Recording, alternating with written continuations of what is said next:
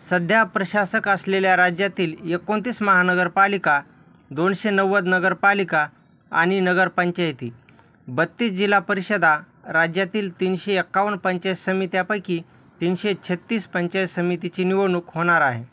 त्यात भंडारा, गोंदिया जिल्हा परिषदा तसेच पंचायत समित्यांची मुदत मे 2027 पर्यंत असल्याचे सांगितले जात आहे. मागील 2.5 ते 3 वर्षापासून प्रशासकीय राजवट या लोकप्रतिनिधी संस्थेवर आहे.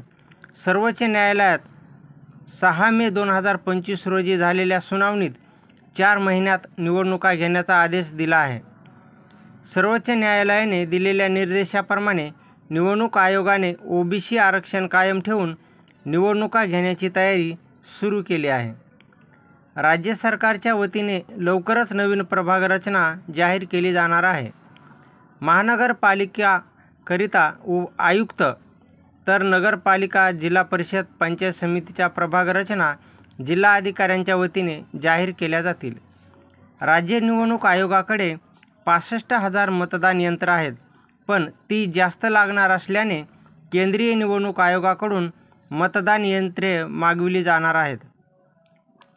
होऊ घातलेल्या स्थानिक स्वराज्य संस्थांच्या निवडणुकीत सुमारे 60 लाख मतदारांची मतदानाची संधी हुकण्याची शक्यता आहे.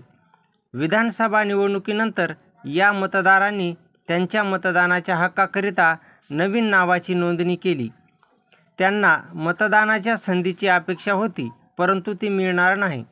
स्थानिक स्वराज्य संस्थांच्या निवडणुकीत विधानसभा निवडणुकीच्या वेळी वापरलेली मतदार यादीच वापरली जाणार असल्याने यात सुमारे 60 लाख मतदारांना मतदानाची संधी कशी मिळणार असा प्रश्न निर्माण झाला आहे.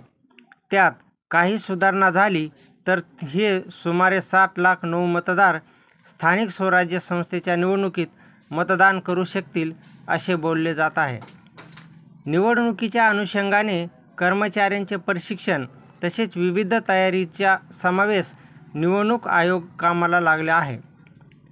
मिळालेल्या माहितीनुसार राज्यातील स्थानिक स्वराज्य संस्थांच्या निवडणुका 3 टप्प्यात घेण्याचे विचाराधीन असल्याचे सुतोवाच राज्य निवडणूक आयुक्त दिनेश वाघमारे यांनी केले. या निवडणुका सर्वोच्च न्यायालयाच्या निर्देशाप्रमाणे पार पडणार असून याबाबतचे पडघम विविध राजकीय पक्षात वाजायला सुरुवात झाली आहे. त्यानुसार येत्या सप्टेंबर ते ऑक्टोबर महिन्यात या निवडणुका होतील. त्यामुळे पुढील 100 दिवसात राजकीय हालचालींचा बिगुल वाजलेला दिसणार असून टप्प्याटप्प्याने निवडणूक वातावरण तापायला सुरुवात होणार आहे. स्थानिक स्वराज्य संस्थांच्या निवडणुकीसाठी आचारसंहिता ऑगस्ट महिन्यात लागणार असल्याचे सांगण्यात येत आहे. त्यामुळे विधानसभा निवडणुकीपूर्वी त्यानुसार या निवडणुकीसाठी राजकीय पक्षाकडून मोर्ची बांधणी सुरू झाली आहे.